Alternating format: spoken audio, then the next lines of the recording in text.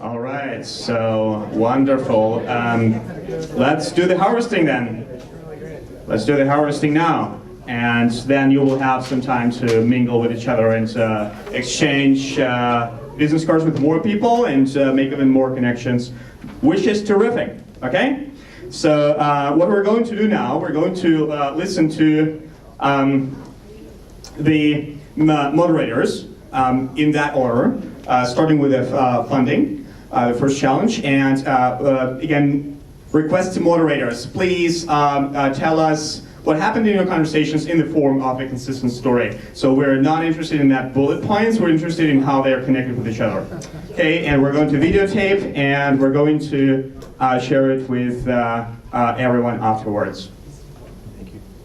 Okay, so we're tackling the first key challenge that was raised by Konovo, which is funding the venture builders. And I think that what's happening nowadays is that the evolution of funding for social impact projects, or perhaps what used to be called development projects, has evolved and changed.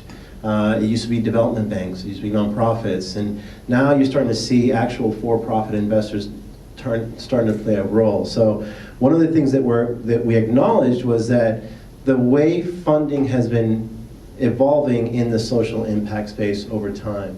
And I think that brings the immediate need to actually spend some time innovating funding mechanisms. Luan brought up something that was interesting, where it seems like foundations, development banks, governments, private investors are kind of just learning how to dance and walk with each other in this space. You want to talk about the second one? With the foundation. Yeah. So basically, we talked about the fact that because they're doing this new dance, there's a lot of different languages that are going on, whether it be, the investment world, the philanthropy world, nonprofits, social enterprises. You've got a lot of different languages going on, and of course, when you've got a lot of different countries also doing work together, obviously you've got a lot of, language barriers, of course, that are inherent in a lot of that. The other thing we talked a little bit about, I don't know, maybe you covered this, is basically this perception, which is true, that there's money, there are dollars out there. So it isn't so much that the capital doesn't exist, it's trying to find the right way to approach these different forms of capital, different ways to gather in order to leverage those dollars better. The one thing I also wanted to add to that is, within the context of foundations, as most of you know, you take like the Heron Foundation, which has decided to go 100% in with their assets toward mission, their endowment dollars as well as their grant-making dollars.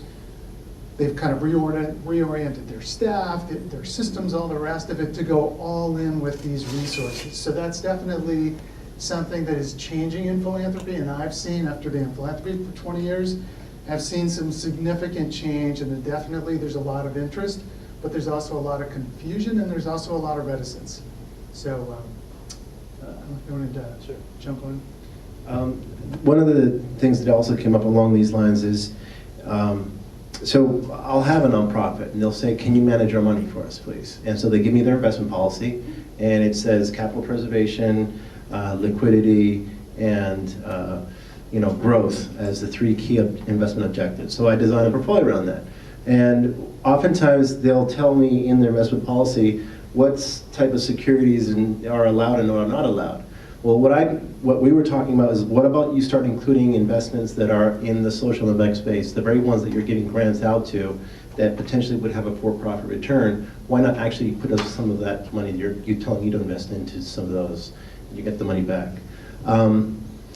The other thing that came up too, which was relationship versus transaction, which ties into the type of investors that you're going to come across. You're going to come across two types of investors, and it's a double-edged sword for each. One, what we call passive investors that just want to give you money and don't want to be a part of it. Those can be great because they won't be bugging you, giving you ideas, and telling you how to do your business. But then you also have the relationship ones, which will get in your business, do play an active role. And that might be a bad thing sometimes, but it also could be a very good thing, because they might know someone else that would also be investing in the same project that you're doing. So looking at those two type of investors was one of the things that came up in the venture builder space. And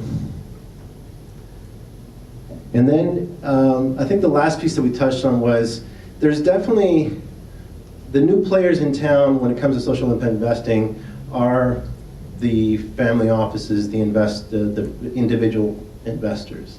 Up until now, it was probably development banks, NGOs, and other type of organizations that were looking to economic develop a certain area for certain reasons. Now that we're seeing this for-profit return on potential investments, and I think that one of the classic examples is microfinance. It is a very profitable industry, and that's attracted a lot of private money into it. You're starting to see, kind of like the private investors kind of moving over to everyone else and saying, "Move over, guys, I'm in here now." And so that dynamic is starting to take shape, and I think we're starting to see how those all work out. So, good. Yeah. And that's it. Thanks.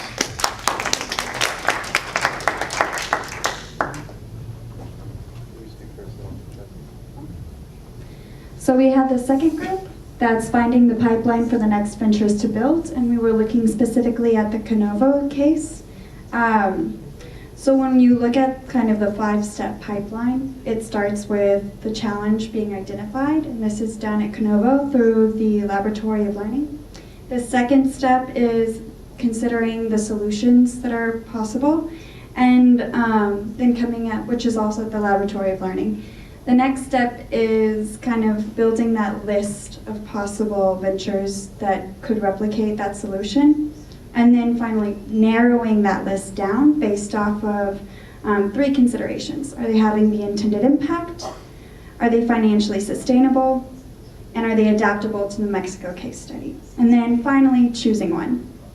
And within this kind of pipeline, some interesting conversations, 3 things that we had time to discuss. The first was in terms of solutions that are possible in finding those ventures to replicate, potentially expanding that beyond social enterprises to look at broader business models or possibilities, charter schools, different options out there. The next was kind of looking at the referral section and wondering how to build a more automized, systemic process for bringing in those very kind of narrowed options or venture possibilities around the challenges that had been identified, but we didn't solve that. Sorry. And then the next piece is inbound and outbound. So there's 2 strategies for kind of identifying these social enterprises. There's an inbound approach where you attract them to you, and an outbound approach where you go and find them. We were saying both simultaneously. There can be strategically empowering to the effort if done well. Yeah? But anyone in my group?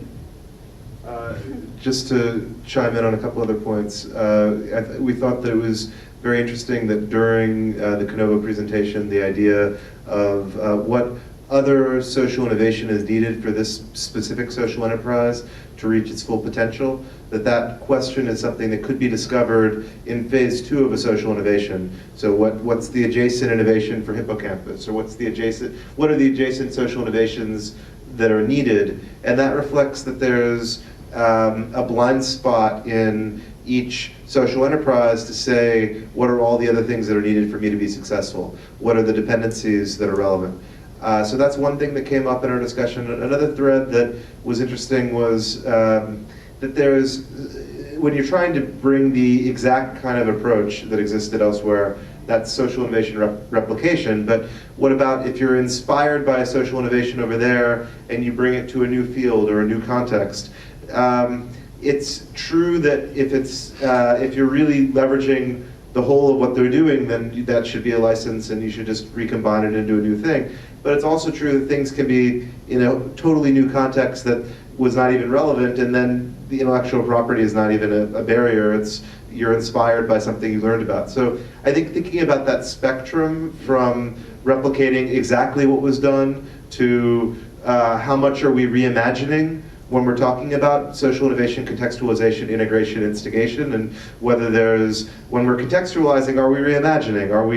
Is this a new, at what point does it become a new social innovation? The ship of Theseus, they replaced one by one every ordinate until the whole ship was replaced. At what point does it become a new social innovation? When we bring new contexts, new problems, new communities, new disciplines, new dimensionalities to the solution space. So that was another part of social innovation running. Thank you. And the last group. Hi, my name is Sarah, and we had a great conversation really centered around both the sourcing of ideal candidates as well as being very clear about what sort of profile you're looking for. And it really comes down a lot to the value set of the organization and also of the candidate, and being really clear about the profile you're looking for, but also really changing the narrative little by little to make being a co-founder of a venture lab just as sexy as being the CEO of your own idea, the founder of something that you've originated. So we talked about just following the values. You can often build the hard skills you're looking for, but what are those soft skills that you really want? And you're more likely to obviously find those within your network, so constantly tapping them and getting referrals, and more referrals. And then it was interesting to hear Nicholas talk more about their process for finding the ideal candidate, like the interview process. So after screening for the top candidates, they obviously test them to help have them solve a particular problem, notice how much time and energy they put into that whole process, and then at that point they would do interviews and then finally do some sort of work style or personality assessment. And then areas of sourcing, we talked about artificial intelligence, recruiters going to the events that they know they'll find the people who are passionate about the particular topic, and then just rinse and repeat, definitely. While also constantly looking for the talent pools in other areas such as, well, often where the students and graduates are. So we mentioned Team Academy, Net Impact, etc. And then also looking at financially comfortable, seasoned entrepreneurs that are more free to be in this type of position. Is common. And then also remaining flexible in your idea of, this person is appropriate, say, for the first launch phase of the organization, knowing full well that that's where their sweet spot is and that they would maybe leave in 3 years, and you're getting your CEO that's more interested in that phase of the organization. And then just how to make it sexier. Right. One other note was to have a venture boot camp. I think this was your idea that we really liked, which is come work with us for 2 years, build your street cred a bit more, and then go on to start your own thing if that's what you want to do then. Thank you. Well, thank you all the hosts. And generally thank you. Yeah, just 2 quick points. So what we invite you to do is to think about which points are really important for you in the conversation that you were part of. And if you want this to be included in the final report, the final documentation of this event, that is going to be shared with all of you and with broad audience. So grab one of those, get ready to redesign the world card, and shoot me an email with whatever you want us to include. Again, it's not going to be included as is, but it's the ideas, all the ideas, we promise, will be incorporated in the final report. Right? This is one. The second, you want this to pass around this? Yeah, sure.